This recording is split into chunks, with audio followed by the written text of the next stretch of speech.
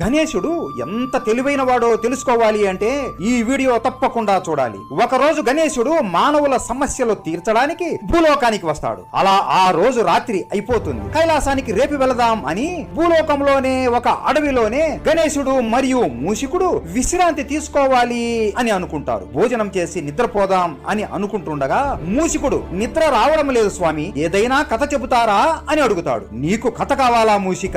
కథ సరే విను అని, ఇది నిజంగా జరిగిన కథ మూషిక అని ఒక భయంకరమైన దెయ్యాల కథ చెప్పడం మొదలు పెడతాడు. గణేశుడు కథ చెబుతుంటే మూషికుడు భయపడుతూ వణికిపోతూ ఉంటాడు. స్వామి ఆపు, ఇక ఆపండి స్వామి అని ఎంత చెబుతున్నా కూడా గణేశుడు ఆపకుండా కథ చెబుతూనే ఉంటాడు. గణేశుడు కథ మొత్తం చెప్పి ఈ కథ నిజంగా ఈ అడవిలోనే జరిగింది అని చెప్పి నవ్వుతూ నిద్రపోతాడు. కానీ మూషికుడికి మాత్రం అస్సలు నిద్ర రాదు. నా కొంప ముంచావు కదా స్వామి, నోరు మూసుకొని ఉండకుండా నేనే అడిగాను, నాకు